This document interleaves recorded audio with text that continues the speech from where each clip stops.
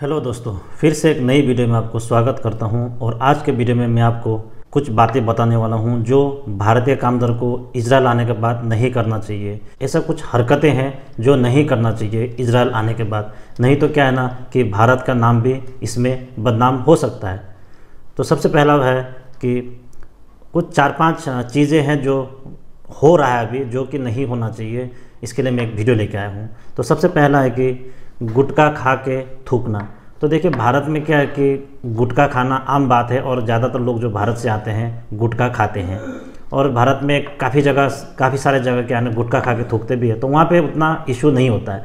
लेकिन इजराइल में आने के बाद अगर आप गुटखा खा के जहाँ तहाँ थूकता है तो ये एक बड़ा इशू होता है, क्योंकि गुटखा खा के थूकने के बाद जगह को लाल भी हो जाता है, इसीलिए भी दिक्कत है। जैसे कि एक मैंने यहाँ पे एक कामदार से ही सुना हूँ और ये एक कंप्लेन ही है कि अपार्टमेंट में अभी काफ़ी सारे लोग रहते हैं, उसमें खिड़की भी होता है। तो अपार्टमेंट के खिड़की से जो कुछ लोग गुटखा खाते हैं ना, तो वहाँ से क्या है कि वो लोग गुटखा को बाहर फेंकते हैं, थूकते हैं। तो क्या है, अभी अपार्टमेंट बिल्डिंग होता है, अगर 4-5 ताला पे अगर आपका रूम है और वहाँ में खिड़की है, उसके नीचे में अगर हो सकता है किसी का कपड़ा सुखाया होगा, कोई पेड़ पौधा लगाया होगा, किसी का गाड़ी खड़ा होगा या कोई नीचे लोग खड़े होंगे, तो क्या गुटखा खा के थूकने से उनको लग भी सकता है, इसका वजह से बड़ा इशू भी हो सकता है। तो ये कंप्लेन सुना हो कि किसी ने गुटखा खा के थूका है और कोई वीडियो बनाया है और उसको अपार्टमेंट का जो मालिक है उसको देता है या दिया है।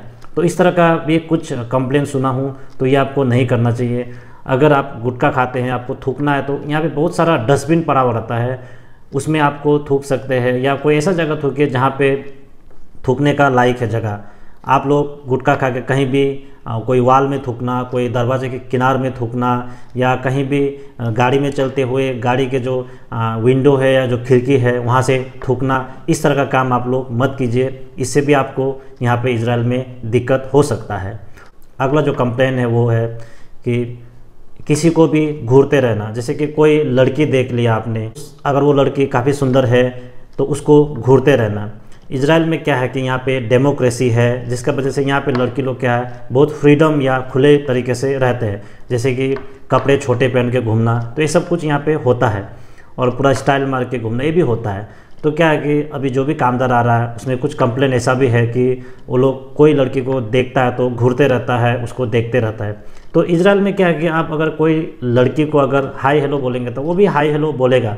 यहाँ पे वैसा कोई भी ऐसा नहीं कि आप किसी को हाय हेलो बोलेंगे तो वो चप्पल दिखाएगा, उस तरह का यहाँ पे कल्चर नहीं है। यहाँ पे आप अगर किसी को हाय हेलो बोलेंगे तो वो भी हाय हेलो कैसा है ये लड़की भी बोलता है, यहाँ पे ऐसा कोई दिक्कत नहीं है। लेकिन अगर उस लड़के को आप बार बार घूरते रहेंगे तो उसको क्या है ना कि थोड़ा असहज होगा और उसको लगेगा कि भाई ये तो मुझे थोड़ा डिस्टर्ब कर रहा है। तो उस केस में वो आपको ऊपर कुछ कंप्लेन या पुलिस बुलवा भी सकता है। तो इस तरह का काम भी मत कीजिए। और इसमें मैंने एक कंप्लेन सुना है इजराइल में कि कोई बीच में कोई गया है, कुछ वर्कर गया है, मतलब उधर में छुट्टी के समय में घूमने के लिए। तो वहाँ पे क्या है कि बीच में यहाँ पे इजराइल में मैंने जैसे बोला कि डेमोक्रेसी फ्रीडम है। ये इजराइल जो कंट्री है ये यूरोपियन कंट्री नहीं है, लेकिन यहाँ के जो लोग हैं यूरोप और अमेरिकन लोग जैसा ही खुले दिल के हैं और खुले मिजाज के हैं। तो इन लोग बीच में जाना, कम कपड़े में नहाना, पेंटी बिकनी पहन के नहाना या सन बात लेना, तो ये लोग करता है बीच में जाके। तो कुछ वर्कर से मैंने सुना है कि जो भारतीय कामदार है वो लोग बीच में जाके उन लोगों का फ़ोटो ले रहा है, वीडियो बना रहा है।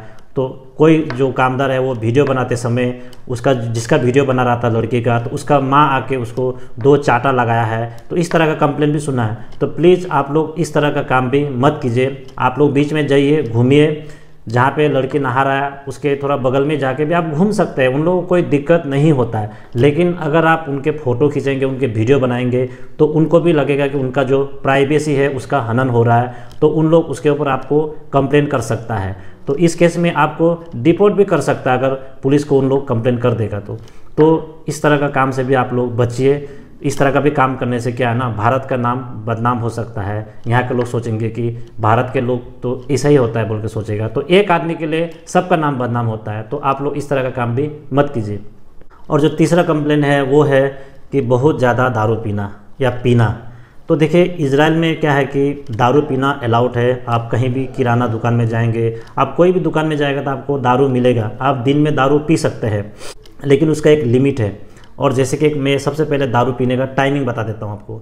इजराइल में आप दिन भर आप कहीं भी दुकान पे जाओ या आप दुकान से दारू लेके, स्टोर से लेके आप पार्क में बैठो, कहीं भी बैठ के आप दारू पी सकते हैं, लेकिन उसका एक टाइमिंग है। रात के 10 बजे तक या बोल सकते हैं 11 बजे तक, उतना तक ही एक टाइमिंग है। लेकिन आप अगर रात के 11 बजे या 10 ही बजे पकड़ लीजिए, 10 बजे के बाद अगर आपको दारू बोतल के साथ पकड़ा जाता है, कोई भी पुलिस आपको देखते हैं तो वो आपको पकड़ के ले जाएगा थाना में या आपको फाइन मार सकता है। तो इसलिए आप लोग रात के 10 बजे के बाद दारू के बोतल लेके बाहर में घूमने का ये मत कीजिए, इसमें आपको प्रॉब्लम आ सकता है। और दारू पीना इजराइल में दिक्कत नहीं है, आप जितना भी दारू पी के दिन में आप बाहर में पार्क में सो के रहिए, कोई कुछ नहीं बोलेगा। लेकिन दारू पी के अगर किसी के साथ झगड़ा करेगा, कहीं पे लफड़ा करेगा, तो इजराइल में क्या है कि आप दारू पी के अगर किसी के साथ झगड़ा करता है तो कोई भी अगर देखेगा तो एक कॉल लगा देगा पुलिस को, और पुलिस 2 मिनट में वहाँ पे पहुँच जाएगा और आपको इससे भी दिक्कत हो सकता है। उसके बाद जो अगला प्रॉब्लम है कि जो भी भारतीय कामगार है, अभी सुबह जब काम जाते हैं तो बस पे जाते हैं, तो उस समय ऐसा कंप्लेंट भी सुना है कि बहुत ज़ोर ज़ोर से बात करना, मोबाइल में बड़े आवाज़ में मोबाइल में बात करते हैं। और जो पब्लिक बस है उसमें भी अगर आप सफ़र करते हैं तो उसमें भी आपको थोड़ा मोबाइल में जब भी बात करते हैं तो थोड़ा कम साउंड में या कम आवाज़ पे आपको बात करना पड़ेगा। इससे क्या होता है कि लोगों को भी डिस्टर्ब होता है, और जो इजरायली लोग हैं वो लोग भी देखेगा तो आपको बोलेगा कि भारत के लोग इसी तरह होते हैं। तो एक आदमी का वजह से काफ़ी लोगों का बदनाम हो सकता है। जो अगला कंप्लेन है वो है कि हाउस कीपिंग।